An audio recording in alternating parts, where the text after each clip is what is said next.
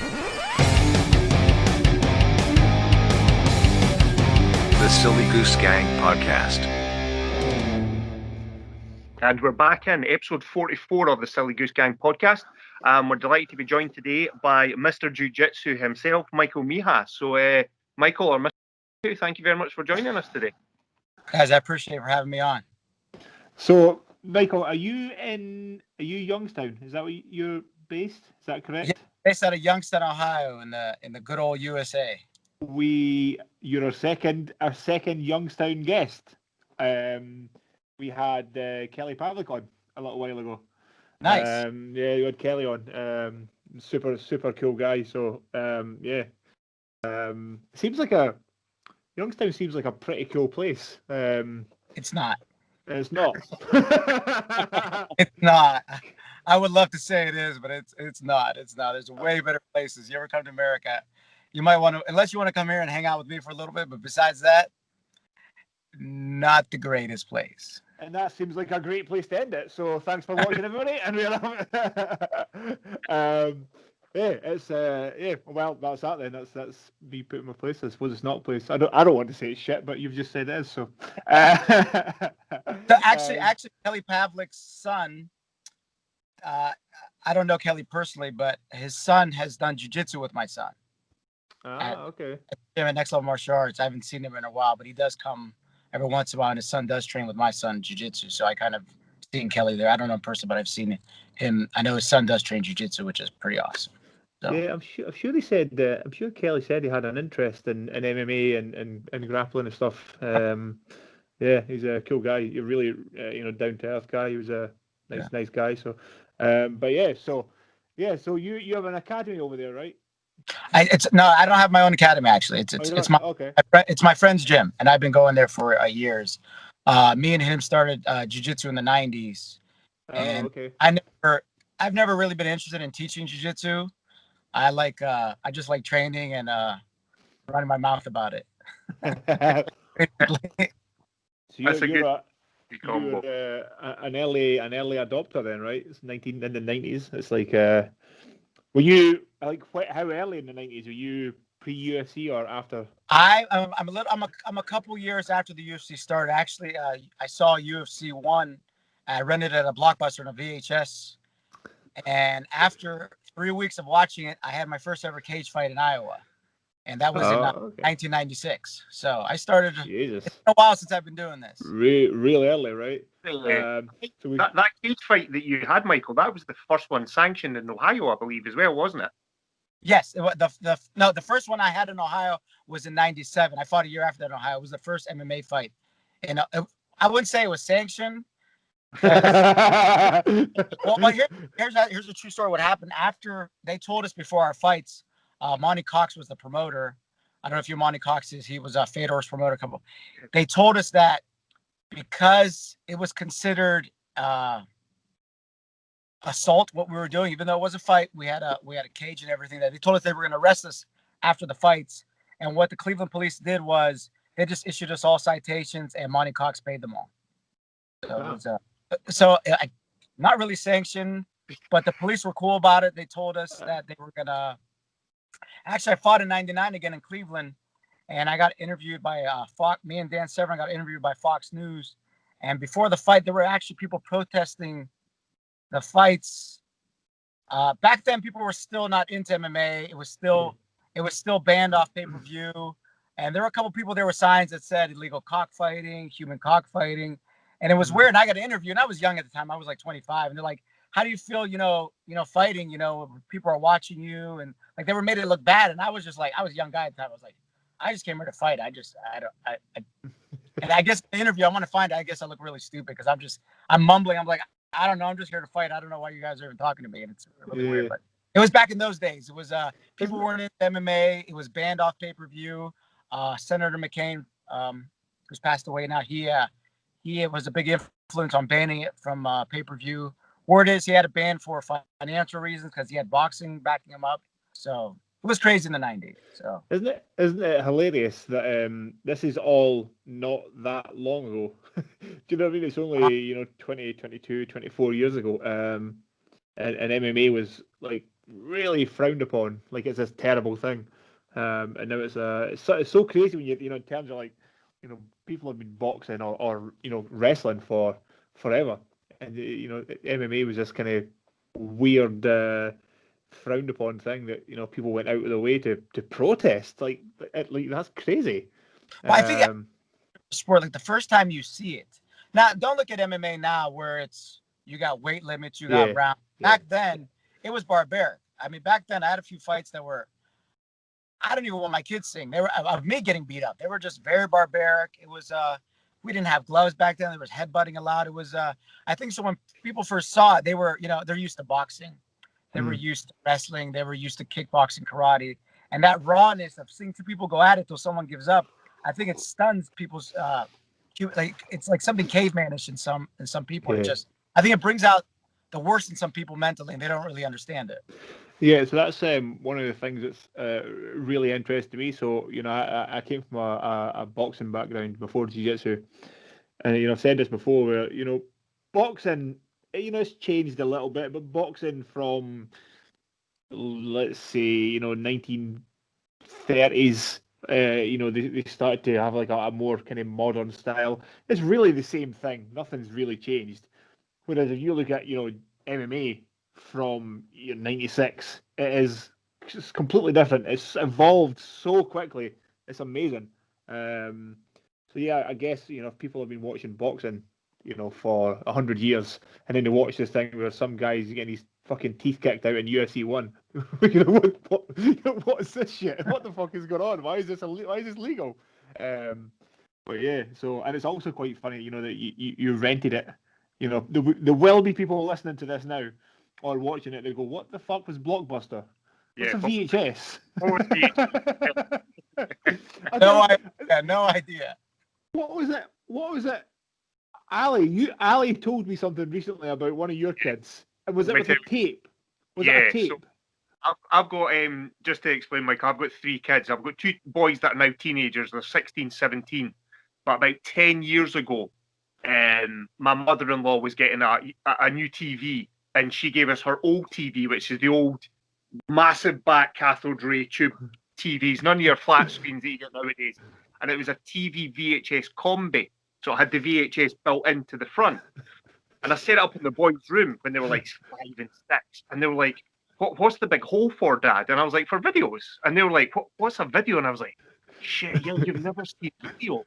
So I went up into the attic, dug out all some old VHS like Star Wars, Indiana Jones, all the great ones from the 80s, and handed them to them. And they were like, what are these relics of the past? Like, started watching it, and then the next morning, Logan, one of my kids, was like, "That video's not working, Dad." I was like, "Oh, maybe you need to adjust the tracking. Maybe there's some dust on the heads. Let's have a look." Yeah. So I said, "What have you done?" He says, "I put the video in. It's not playing." I was like, "Have you rewound it?" And he was like, "What?" Tapes. You've got no frame of reference. The glory days, huh? The glory days. There's a video on Instagram where they give these young kids a rotary phone. And have you seen that one? Yeah, I'm sure I have. Yeah. They're all looking at it. They're like, it's like they're just confused. It's one that you got to look at the video. It's hilarious. Yeah. I'm sure I've seen that. It's quite funny, how the world has moved so fast within our lifetime. Yeah, it's just when you mentioned. I'm still a dinosaur with technology. Like even the Skype that I've done a few podcasts and I'm screwing them up. I'm not sure what to press. They're like, just because I post on Facebook and Instagram, I know just how to press send. I don't know how to do any of the and all that stuff. I don't know. Yeah, I'm not good. Ali does all the editing and stuff like that. I'm just a fucking idiot who talks to people. Yeah. But Ali does all the important stuff. He's a smart guy. All right, Ali's a smart. Yeah. He's a smart one. If you want intelligence, Ali's a guy. If you want something really heavy lifted, right here. That's why it works. It's a dream team. We have brain and bronze. Okay.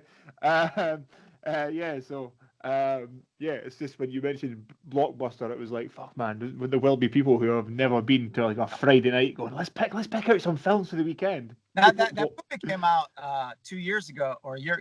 Captain Marvel. Yeah. You see Captain Marvel where she lands in a blockbuster, and I was so excited for that one part to show my kids. I'm like, this is what I'm always talking about. And my kids are still like, okay, and they still were there. They didn't understand. Let's just stream it. Just but stream I was excited for blockbuster in that Marvel movie. Yeah.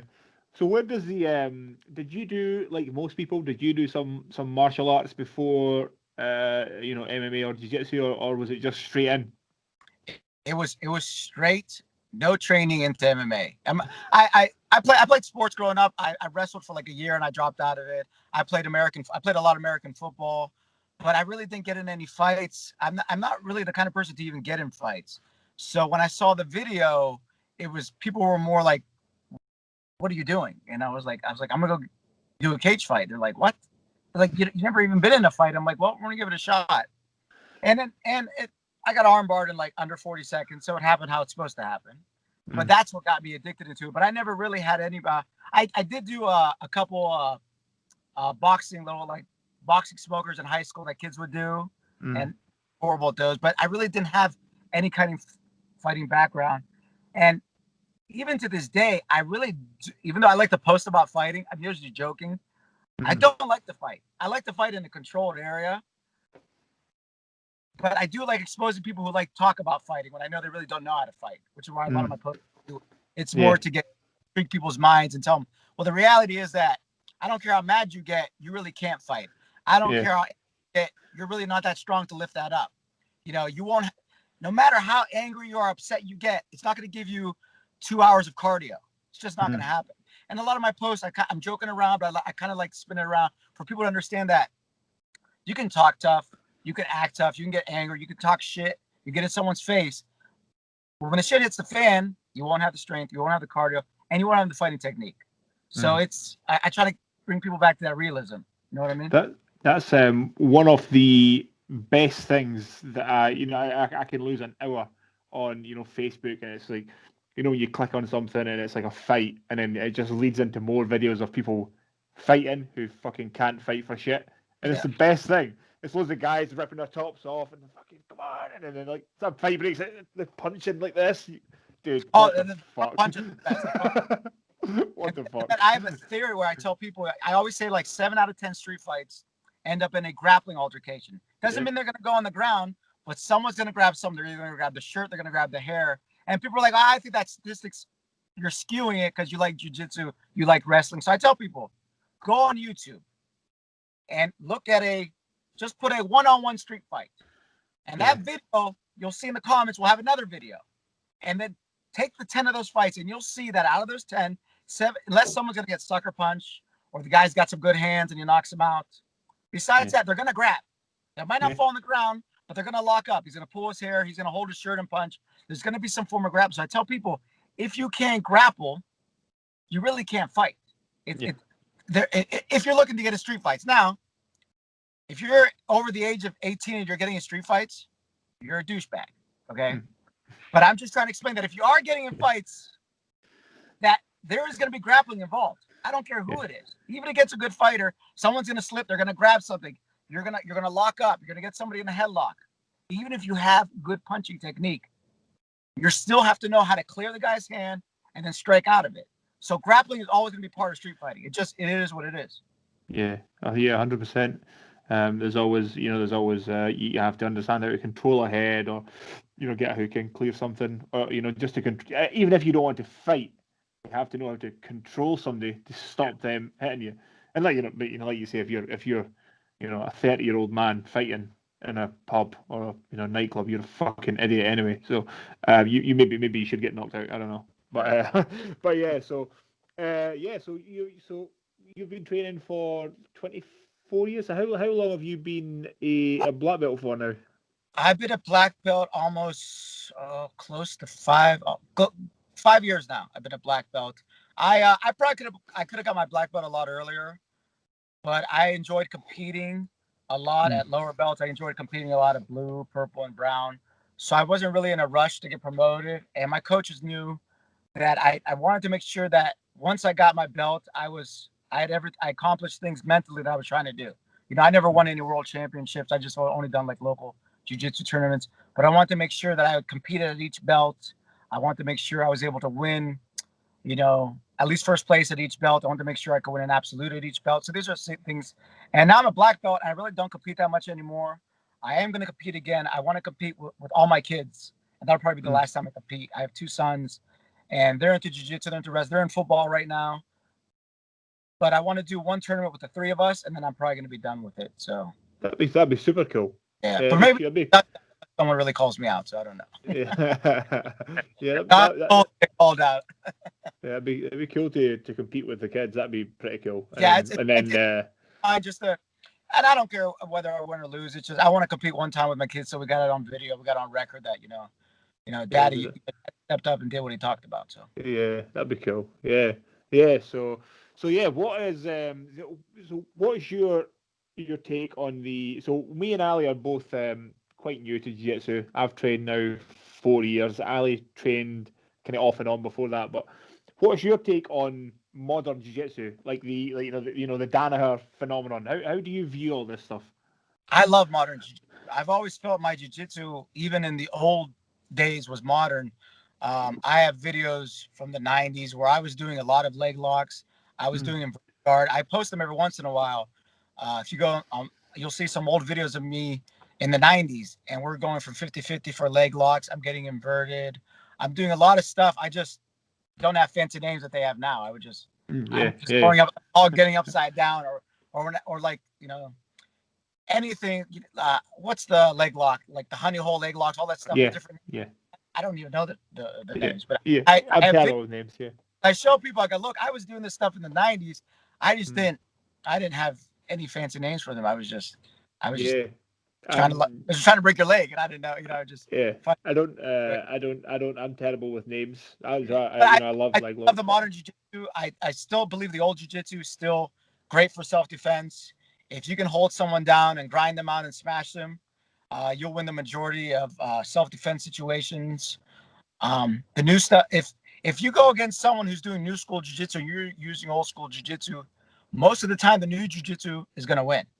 It's more fast-paced, it's more advanced, the techniques have been studied more. The old stuff still wins, don't get me wrong, but if you're going to get with a younger competitor, there's certain things you need to do. You know what I mean? If he's doing the young game, he already understands your smashing. He already knows how to get out of the smash. He knows to work good deep half guard to get back out from under you. Even closing guard on someone for 5 minutes. But it also depends what jiu-jitsu you're doing. Are you doing sports jiu-jitsu? Are you doing for self-defense? It all comes to it. It's jiu-jitsu so spread out now. Like sports jiu-jitsu and self-defense, yes, they're 2 different things, but in a street fight, they're both going to win. The guy who gets inverted is still going to kick your ass in a street fight, and the guy who does old school is still going to win straight, because the average person doesn't understand what's going on. Yeah. Average person, that person we talked about who loses their temper and who thinks it doesn't matter. Sports jiu-jitsu guy, it doesn't matter. I would give a person who's been doing jiu-jitsu 6 months solid a 50% chance against anyone who doesn't train. Yeah. Now we're different. It's different if they're an athlete, if they have a combat background. That's different. I'm not, but if they're just the average thug, you've been doing jiu-jitsu for 6 months solid and you're understanding the technique, you'll fare well. Yeah. It's interesting what you're saying there, Michael, because that's, as Chris said, I kind of trained on and off over the course of the last kind of 7 or 8 years, and I've been back serious now for kind of 3 years, like training, consistently.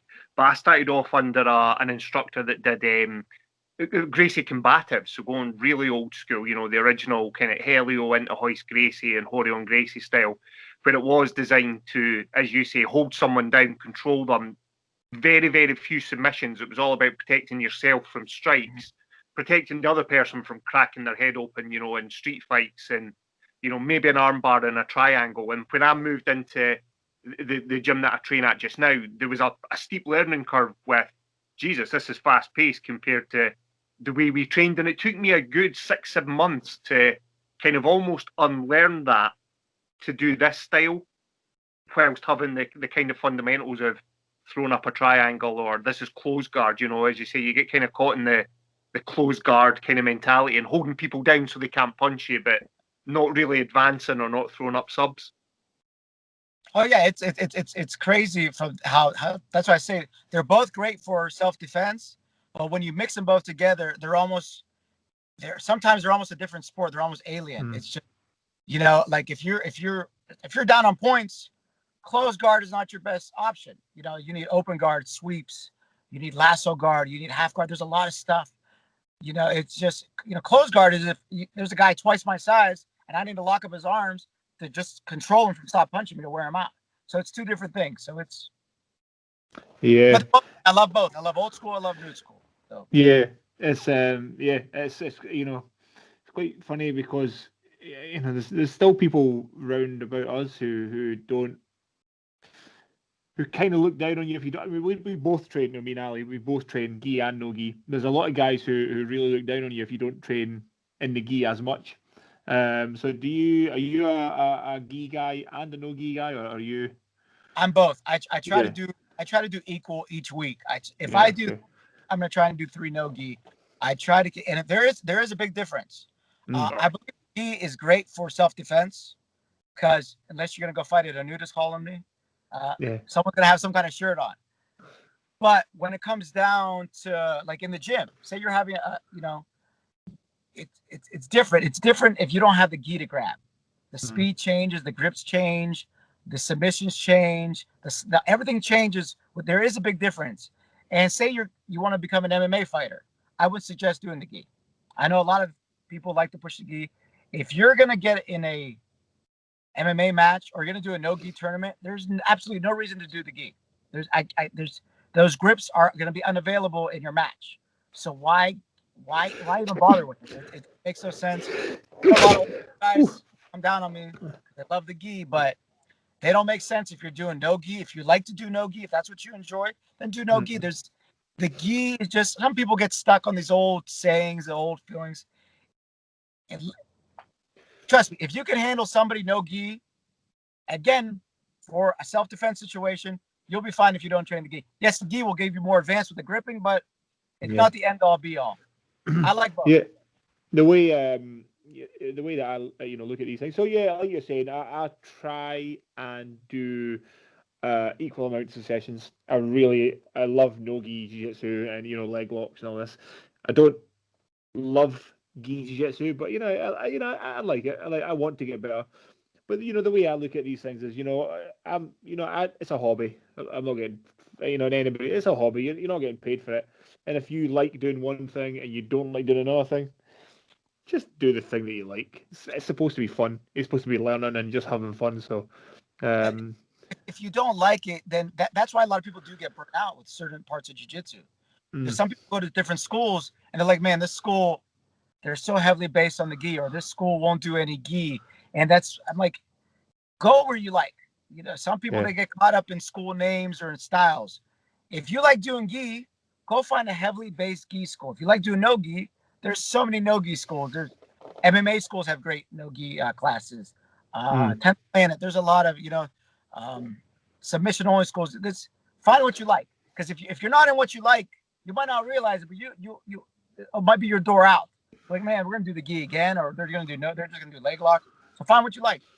Nothing wrong with it. Yeah, absolutely. So there's so much kind of bullshit out there, but ultimately, as long as the sport is improving and the standard is getting, in Scotland now, the standard is getting quite good. There's some good guys over here now. 5 years ago, probably even when I started, there wasn't. Now there is some, real good purple belts, some real good brown belts. Definitely up over there. It's all of Europe, all of you. I remember, so in 1999, I went to Greece on vacation, a family vacation, and I just had my last MMA fight, and I retired. Well, kind of retired. I had won the no holds bar amateur title, and I went to Greece, and I was on the beach with my friends and family. I was actually drinking at the time, and I saw a sign. It said pancration. And pancration is an ancient form of fighting. It's where they say MMA started, jiu-jitsu, they're saying all that stuff. I'm not just saying that because I'm Greek, but it's historically they're saying that's where it started. So I walked in there and I'm like, and I saw them rolling around, and I was like, but they had like this blue pants on and like a gi top. But there's no like slit in the middle. And I was like, can I come back later and train? And they're like, and the guy was like, yeah, if you want to. And he's like, so I came back 2 hours later, and I rolled around with the guys, and they didn't really know. They knew some basic rap. They didn't really know what was going on. Well, long story short, I ended up staying in Greece for 8 months, and I won the Greek championship. I won the European championship, and I won the world championship in an 8-month period. It's really, but the level was back then. The level was very low. I would fight karate guys. The jiu-jitsu guys were basically white belts. I fought guys from all over Europe, and it was any of the guys that were grapplers were usually judo guys, wrestling. So once we got to the ground, no matter where I end up, I would always get a submission. But this was in 1999. Now I went to Greece 3 years ago, and jiu-jitsu has exploded there. And I know from that fact that it's exploded all over Europe. So I know it's definitely changed. And from what I'm reading, it's Europe is becoming like the next big thing with grappling and jiu-jitsu and MMA in general. It's becoming. I mean, you figure Conor McGregor, one of the greatest champions, from Europe. You have great fighters that come out of Europe, so it was bound to happen. Yeah. And that European mentality, I know how Europeans, like to train. That I think it's just going to get bigger and bigger. Yeah, 100%. I know our professor Dan. He has a friend in Greece. I forget his name. Who has a school, and Dan had said he stopped in Greece. He lives in Taiwan, so he stopped in Greece for a week to train, and then came back to Scotland. And he said he'd been training with a wrestler, a Greek wrestler who was also a purple belt. And he's like, the guy was a fucking nightmare, like an absolute nightmare. He was really, really, really good. So yeah, there's those guys there, but you gotta watch it. It's we can do two things. Yeah. If you can do both, you're in a fucking world of problems. But yeah, it's interesting because I believe like wrestling would have been wrestling that was or some form of grappling was in the original Greek Olympics, right? Yes, so it was. Yeah. Well, they say that before that was pancration. If you see that statue of the two naked guys. Yeah. Which I don't know why the Greeks insisted on fighting naked, but it's. I don't know why we do that. I'm not into that. But for some reason, back in the day, my forefathers loved to fight naked. But if you see that picture, he's wrestling with the guy and he's reaching back to punch him. So there's definitely there's historic, facts that MMA did start, by Mount Olympus. The Spartans, they did a lot of ground fighting. If you look at a lot of pottery and stuff like that. But there's been wrestling all over Europe. It's been over Asia. It's been all over. But I like to say the Greeks kind of started MMA. Yeah, you might as well take it. Yeah. But we'll also like to add, if you want to take the credit for that, we'll also have to say they also fought butt naked.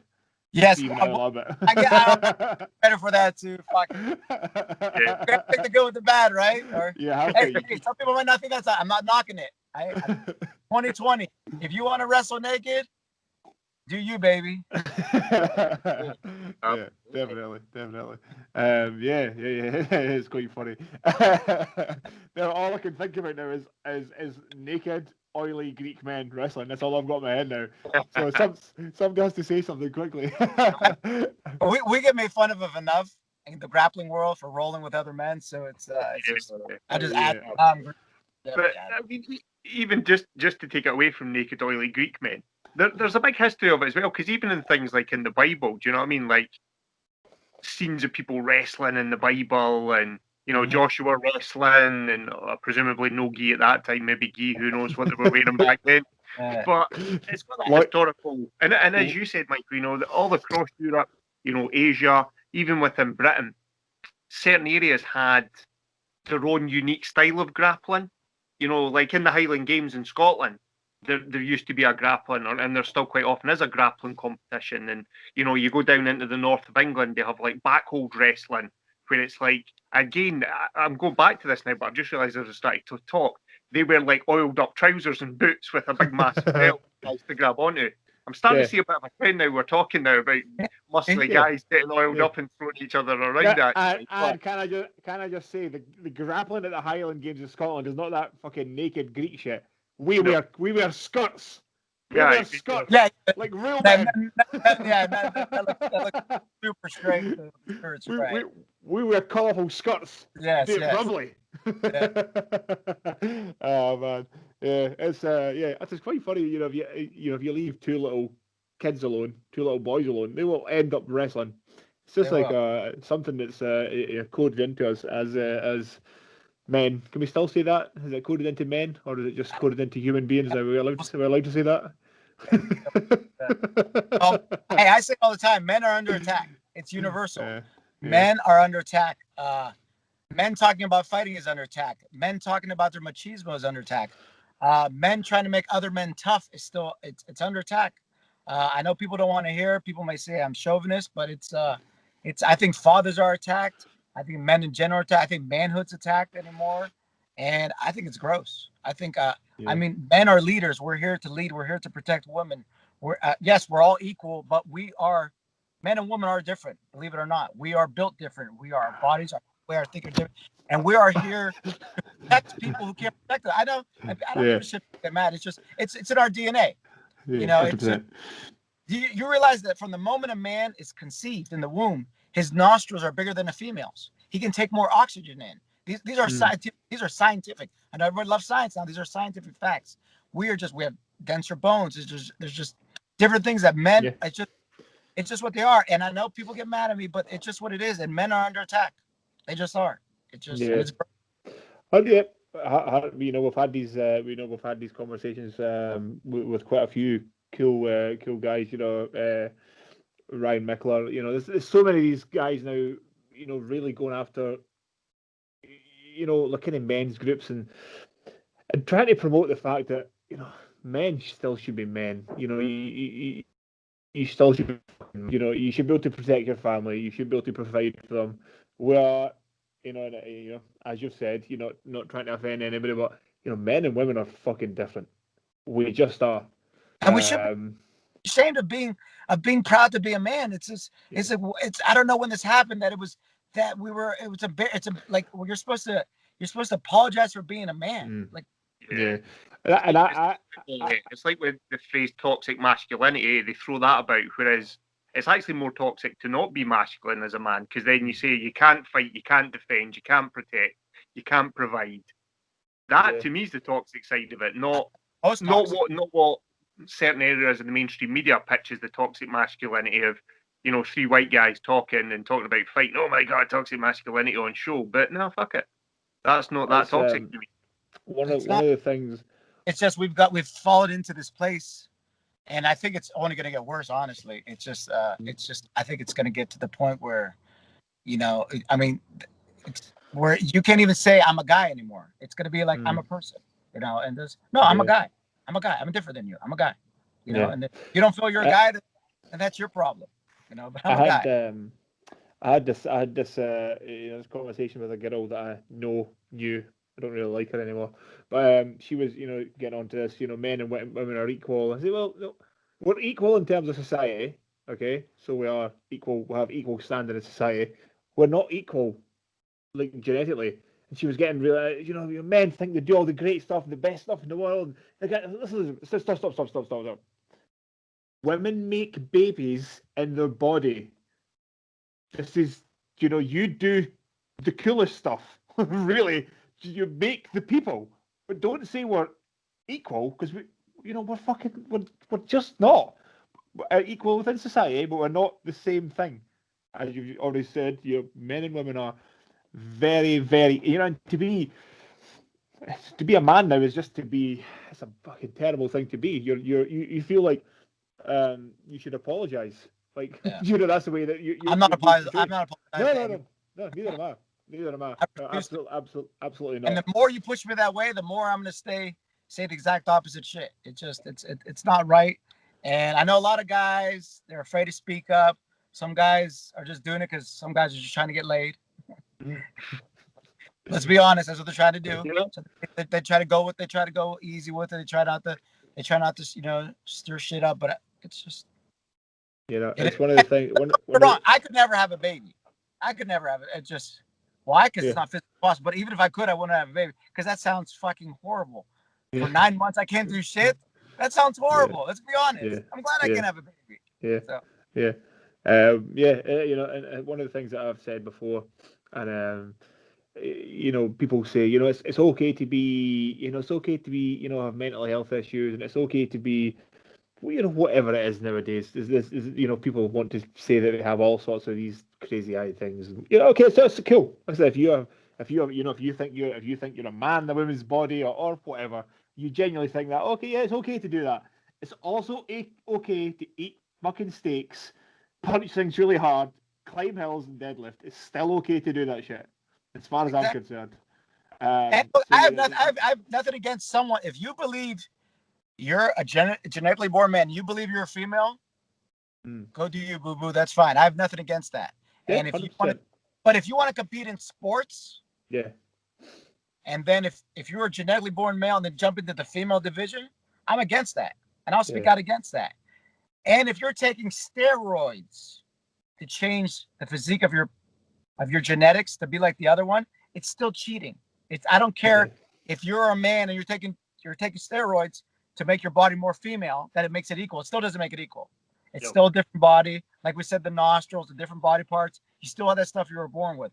So I think it's 100%. Now, I spoke to a person a while ago, and they did it was a transgender tournament, and they went from male to female, and I'll call her female if they want to be called female.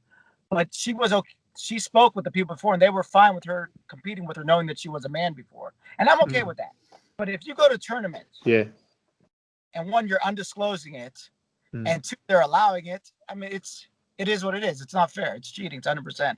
I read somebody sent me this article about the Olympics, that if you read in like in the fine print now, that you can't even, that like they're going to make it where it's okay now, where you can go from the male to the female. Who's the guy the famous sports guy, the Kardashian? Bruce Jenner, Caitlyn Jenner. Tell me that if you look at his, I gotta go look. I don't know if this is true, but someone told me that if you look up his records now, that they've changed some stuff on it that shouldn't be changed because he changed his. And somebody told me he never cut off his his dick. That's it. So that's fair. At least if you're gonna change it, you better go all the way and chop that fucker off. If you're gonna, you better be all in. No, it's please don't ever chop your dick off. Whoever's listening to this, don't ever do that. That's a terrible. That's a terrible idea. That's a terrible idea.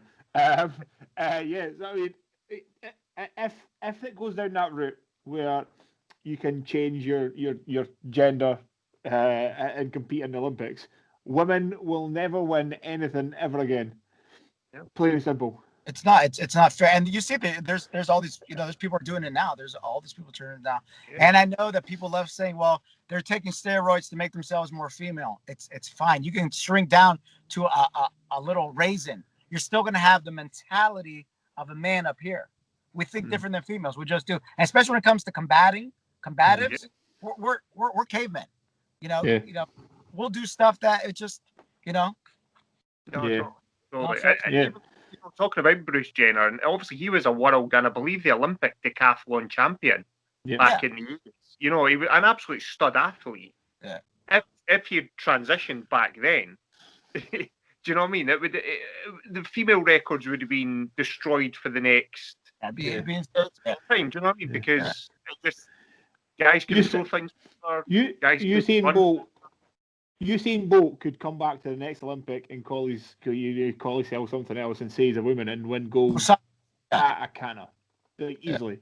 It's dumb. It's so stupid. And women would never get a chance to break their wrists.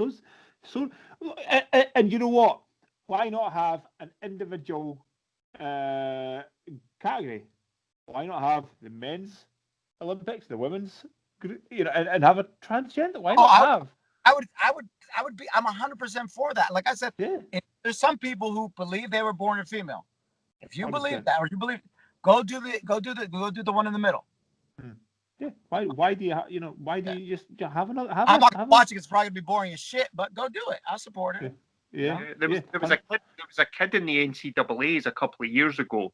He was a sprinter out of, I think it was like Florida Atlantic. It was somewhere down in the SEC neck of the woods, and he was ranked as the 412th male collegiate sprinter. Transitioned in the off season. I know what you're talking about. Yeah. 2-time NCAA women's champion over the 400 meters. I mean, how shocking! That's shocking. I can't believe that happened. Yeah.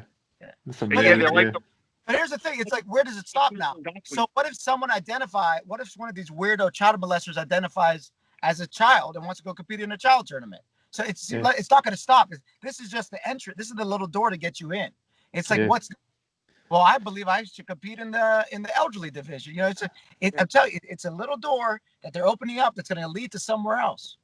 I could guarantee you right now, if I entered the World Jiu-Jitsu competition in the 10 to 11-year-old age bracket, I would fuck everybody up. That'd be awesome. That'd be awesome. I would be the world champion. I'm telling you, we're joking about it, but you never know. It might not go that bad, but that's where this shit. That's where it starts branching out there. It gets fucking nuts. Yeah, it really does. It really does. Let's hope it doesn't get there. But yeah, it's we're living a crazy world. We're living a crazy world. But thank God we have Instagram pages like yours. Which is when did your Instagram get? Because it's quite big now. It's getting quite big, crazy. So the truth is, I don't use the Instagram that much. I use Facebook. Okay. So whatever I put on Facebook, I just share it to Instagram. I usually do I always say I should pay more attention to Instagram. People are like, hey man, I messaged you on Instagram, and I'm like, I got to do better with it. Because whatever I post on Facebook, I just put it on Instagram. It's not like I really don't have time to make, like, when I make my posts, they're just like 30-second thoughts. Yeah. And then I go check it later on that day. I don't really like it. And then sometimes I'm like, oh shit, there's a shitstorm of people are mad at me, or I'll misspell it, and everyone's like, hey, you spelled the wrong. Just crazy shit. So I gotta be a little. But Instagram, I think I started both pages I think I started Facebook like a year before Instagram, and that took off. But I started these pages because I do construction, I travel a lot for work. And I started the page strictly so people would see me at gyms, and I'd be like, hey, I'm working in Chicago this week. And people would see like, oh, come train with us. That's the only reason I was never doing it to influence people, to follow people. And then somebody stood me up one time at the gym, and I posted it on there. And I'm like, oh, I hate people that fucking stand you up. I'm waiting outside the gym. And a bunch of people shared a very personal thing I wrote to someone. And then I got mad about something else and I wrote it. Then people started sharing it, and the page started blowing up from there. And but the page was made so I could find gyms. It had nothing to do with trying to influence people, it just became what it is. And I realized I really enjoy egging on people that don't work out. But that like to talk about working out, or people that talk tough, like a lot of parents who say they're willing to die for their children. I'm like, are you really? Or people say, man, if somebody touched my children, I would do this, or if somebody ever did this to my mom, I would do this. So I like egging those people on.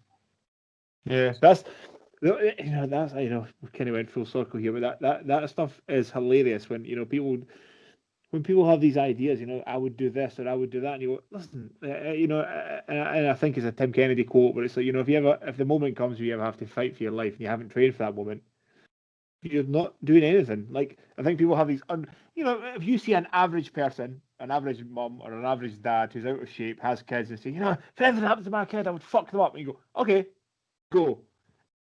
I mean, do they have 30 seconds in them? Probably not. Probably don't have 30 they wouldn't seconds. Even go. When it actually came down to it, they wouldn't even go. They would find every reason to back out of that go. Yeah. Which is where they lie with their injuries. Where when people tell me their injuries, I know half the time they're lying. Oh, my back hurts. It's this. It's that. If I had the time, it's all bullshit. Because people, it's just some people are just they've been raised a lazy way. It's the mentality how they've been raised, and some people it's hard to get out of it. So I try to poke them a little bit out of that mentality. Yeah. Yeah. Some people some people get pissed at me. I could tell you right now, I am 35, 36 later this year, and every morning I wake up, something fucking hurts. and I go and fucking train anyway because I'm not a bitch. Would you trade the world? Would you rather wake up fresh? No. It's weird. I don't know what that is. Because you know that I might be sore right now, but if shit went down, I got my back. Yeah. The whole idea is to be able to get your own back. Yeah. And I mean, how are you going to get other people's back if you can't get your own back? That's what I tell people. How are you going to protect your kids, your mom, your wife, your girlfriend, your whatever, if you can't get your own back? So get your own. I tell people, start with yourself first. I know it sounds selfish. Get yourself ready. Get yourself healthy. Don't worry about other people's health. Get your strength together. Get your fighting skills together. Get your cardio. Put yourself first, and then you'll end up helping other people. And people are like, oh, that's selfish. No, it's not. Get yourself ready first, and then you can help other people. What do they say in an airplane? If they lose oxygen, what do they say about the mask? They say, put your mask on first, then help the person beside you. Yeah, 100%. It was got to help yourself first. You can't help anyone else. 100%. Do you know when I found that out for real was I'll be honest, I got very lazy because Scotland locked down because of coronavirus for about 5 months, and I just got super lazy because the gym was shut and it was easy to just not go to the gym, and I kind of let it slide. You know, I thought I was keeping in shape, and I was paying lip service to it. I'll hold my hand up to it. I was totally paying lip service to it for a few months, and I came back into the gym, and Chris had been training for a couple of months before me. And the first session back, I got fucking bitched. Like, I just about. And at one point, I was literally, I didn't have the energy to defend myself properly. I was literally just in turtle, going like, I'm just going to try and stay in turtle for the next 3 minutes till the buzzer goes, because I literally cannot do anything. And that's with 2 or 3 years worth of knowledge of how to do stuff. But my tank had just dropped so low that, I mean, Chris is laughing because he knows I'm just going to have a soul.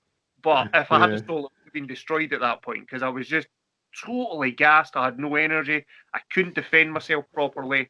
And it was embarrassing. Do you know what I mean? It was embarrassing, even though it was friends and it was mates and you take a bit of a ribbon. But I walked out of the gym that day going, fuck, I need to get myself back in shape super because it's humbling. You need those humbling ass kickings. And you need those days where you leave the gym. If you don't have at least once a week with jiu-jitsu or any kind of boxing, MMA, whatever you do, you should leave it once a week where you're driving home, you put the music down and you're like, man, is this for me? You know, you should think about quitting training once a week. Yeah. Yeah, 100%. Or if you're not training hard enough, you're not training with the right partners, or you're just doing the bare minimum to get by. If you don't think every week where you're like so frustrated, you're just like, man, fuck this. You know, it's that fuck this that makes you get better. It's just that you wake up the next day, you're like, oh, it's not that bad. Let me go back at it. But you need once a week where you're like, maybe this isn't the sport for me. That's how you know you're training. Yeah, I mean, it happens to me. Certainly, every time I have ever ran a marathon or competed in a triathlon, every time at some point I went, fuck this, I'm finishing this, and that's me done. I'm not doing any. This is not. Why the fuck would anybody do this shit? And then once you finish, okay, what's next? What can I do next? And you know, it happens regularly when I'm out. I'm going to run tomorrow morning, and you know, at some point, you know, taking some hills and stuff, and at some point you go, fuck this. Why am I doing this? I don't have to do this, but you still go back because you know it's that I don't know what happens with certain people. Obviously, you have it. You know, Ali has it. There's something in your head that will not allow you to quit that. You know, you even though you go, this is shit. I fucking hate this, but you won't allow yourself to fucking be a bitch. You just like I can't. You don't really think about it. You know, deep down inside, what's on the other side of that? You know what happens. Yeah.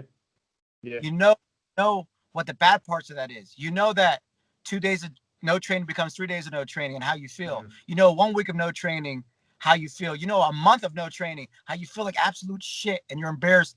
You're embarrassed to look at yourself in the mirror. Just your body changing a little bit from not changing, from training, you know, just breathing heavy. It's embarrassing walking up steps and breathing heavy around other people. You know, it's that little back in your head that if you don't push through, if you don't suck it up, you know that it's even worse when you give up. And sometimes if people don't taste that defeat, that shittiness, that eating shit part of training, dieting, when it comes to lifting weights, cardio, whatever, if you don't eat that shit part, you'll never know. And the thing is, if you eat a little bit of shit, you don't want to eat it again. You'll do whatever it takes. You'll train injured. You'll train tired. You'll train when you can't. You'll cut corners. You'll do whatever it takes not to taste that shit again. 100%.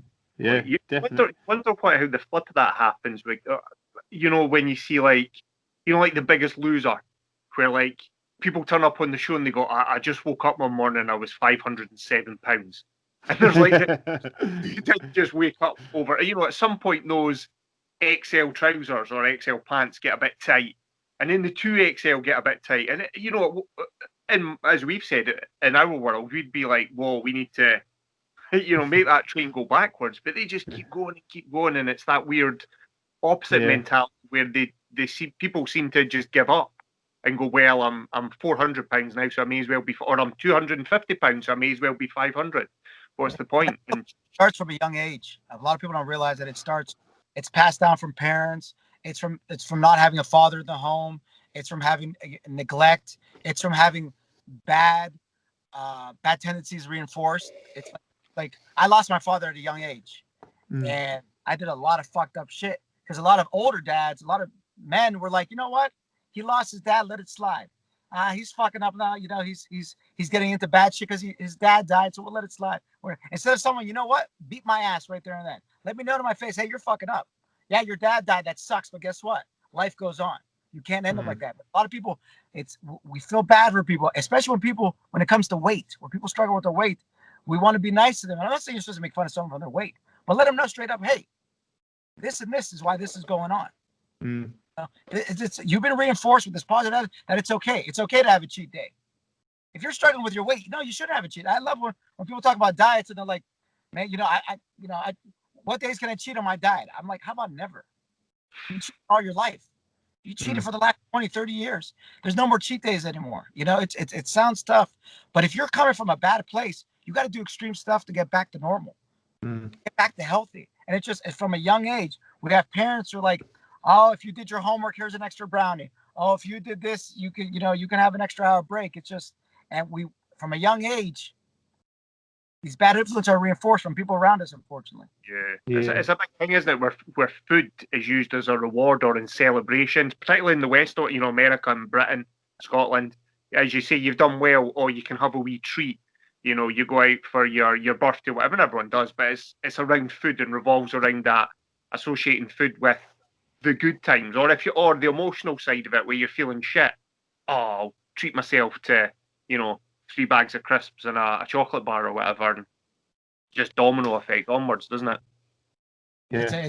It's just, and it starts at a young age, man. It's believe it or not, I understand that there's obesity and genetics, but man, all that stuff can be curbed if there's good parent. Now that's why I said why a father's so important in the home.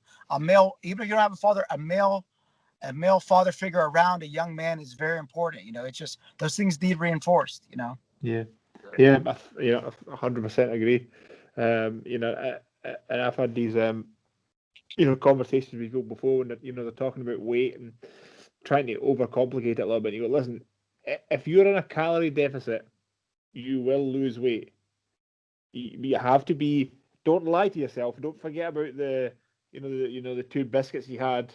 You didn't track. Be honest. And if you are in a calorie deficit, you will lose weight. If you're in a calorie surplus, you're going to become a big fat fuck. It's just true. If you do that, and it doesn't have to be much. If it's 100 calories a day and you've been doing that for 10 years, 20 years, 30 years, you will become a great big fat person. And that's, I'm not saying that. Science is saying that. Do you know what I mean? It's one of those things where you go, okay, this is quite simple, really. It's Well, that's why a lot of people fail with their diets, because a lot of people get started diets and they're like, I didn't lose the weight I thought I was going to lose in 30 days. Or I didn't lose. I'm like, diet is just like martial arts. It's just like weight training. It's anything. It takes years, not months. Fuck months. It takes a good diet. I've been doing intermittent fasting and low carb for 5 years now. And it took me 2 years to get adjusted. And now I'm in my 5th year where it's automatic now. I eat every day at 12 o'clock. My last meal is at 6. And I've been doing that religiously. I don't do any cheat days. I eat all low carb. But it took years. I knew it wasn't going to happen right away. And I struggled at the beginning. I'm like, this and that. It takes years. And now my diet might not work for you. You got to find a diet that also works with your body. And then you can't expect it. If you expect it in a month, 3 months, diets take years to start working correctly, I believe. If people forget about the fact that it also took them years to get to the 300 pounds. Do you know what I mean? At high school, I weighed 160 and I was a stud running back or a stud in the wrestling team or, a stud soccer player. Now I'm, 40 years old and I'm 300 pounds. Oh, but I'm going to lose it in a month. No. And that's why they quit, because it's because there's all these false claims. People are selling all these fad diets. Even intermittent fasting, which I love. People do it and they lose a lot of weight real quick, and then they hit that wall. And as soon as they hit that wall, they're gone. As soon as they hit that wall, because everybody can lose a lot of weight real quick. You can lose 5-10 pounds just by changing up your diet. But it's when you hit that wall, and not only that, after they hit the wall, they probably put on double the weight after that. Because mentally, this doesn't work, because they forget that it took years to put that weight on. It's just something that unfortunately, unless you have a health scare, a lot of guys over 30, they just won't get it. Unless you have, or you keep watching my posts and you get pissed off enough, one of the other gets you. So.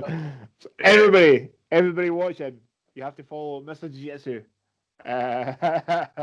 Get ready to be triggered, or inspired. Or inspired. I think I inspire more people than it's led to believe. I get most of my messages are positive. Most people, I used to get a lot of messages from dads where like, you know what? Fuck it, I'm done. I'm done. You're right. I have no excuse. It's everything I've been saying. That's the reason why, honest to God, if I didn't get messages like that, I probably wouldn't even post anymore. I don't even care about posting anymore, because I really don't use the page to beat gyms anymore. So I do, because I enjoy getting a message from someone being like, you know what? I had an hour after work. I went in my basement. I did some push-ups. I did. And I'm like, that's awesome. I go and I tell people, let me know what you're doing next. I don't just tell people, hey, that's cool. I'm like, hey, let me know how you. I tell everyone that messages me. I have people have been sending me monthly progresses from years now. How they're doing. I've seen actually people that I'll never meet in my life all over the world who are like, and they'll show me pictures. Go, hey, I started watching your page. I was down to 10 pounds. Now I'm doing this. Now I've got a better job. Now I'm doing this. Now I'm doing better with my wife. I'm doing better with my kids. It spreads out, believe it or not. Yeah, definitely. I think it was just last week, Ali. It was our friend, a real good brown belt in Scotland, Craig McIntosh. Shout out to Mop. He shared one of your posts, and it was just funny, because we knew we were going to speak to you, and he had shared something. I can't even remember what it was. It was something. It was really funny. I remember laughing. And he shared something on Facebook of yours, and so yeah, you obviously you have quite a global reach now. When there's, I suppose it's quite strange when you're in Youngstown, Ohio. Most people think I'm in California, or Florida, or Brazil. So most people think. When you're in Youngstown, Ohio, which is officially now the worst city in the world, and some Scottish guys are sharing your shit, it's got to be quite strange. You know what I mean? It's got to be like, holy shit, how did this happen? But it's hilarious for us on the other side of that, speaking to fucking guys in all different parts of America and stuff. We're kind of about an hour now, so yeah, we'll.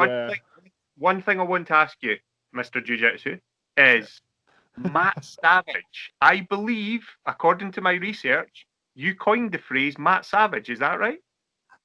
I can't never say I coined something, because I'm sure that it was. We're going to stay officially. The internet said I did start Matt Savage, but I always, like, even the name Mr. Jiu-Jitsu, I didn't give myself that name. My friends gave me that name because I would not stop talking about jiu-jitsu in the 90s.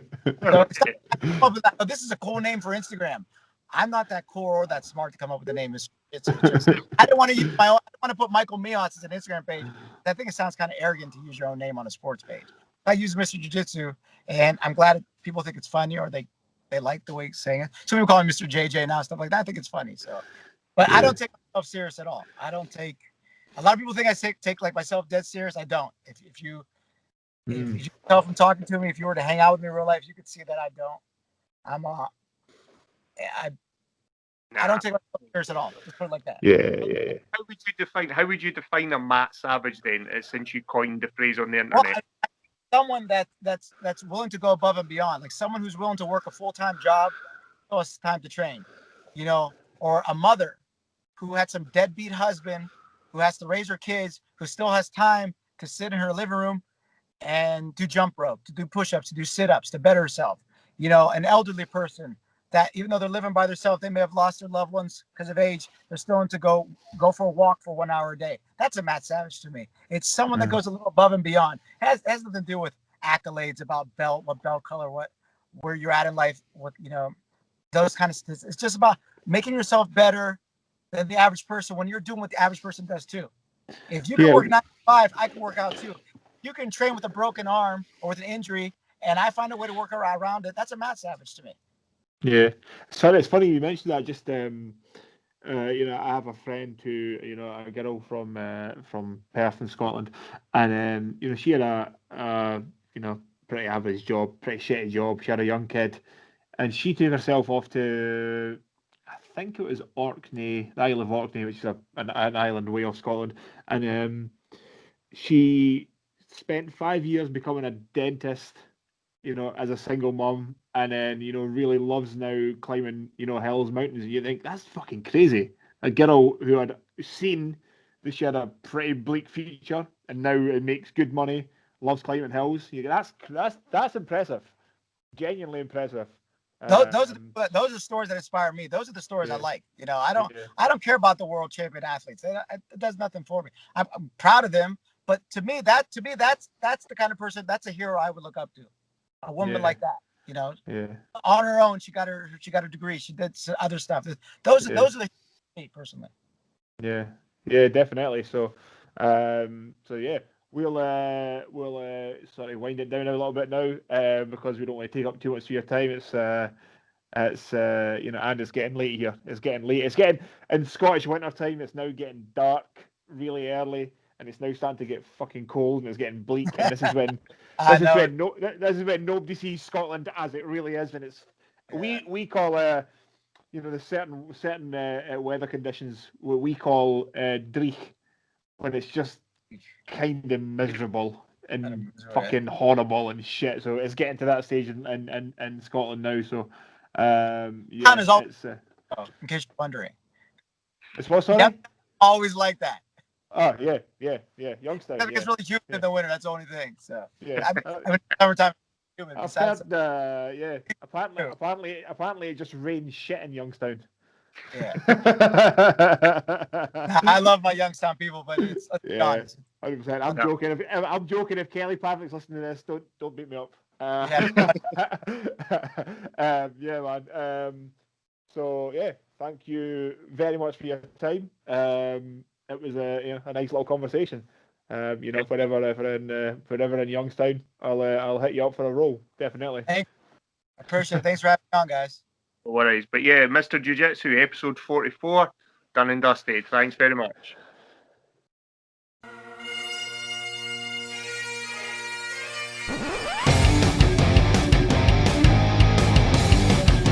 The Silly Goose Gang Podcast.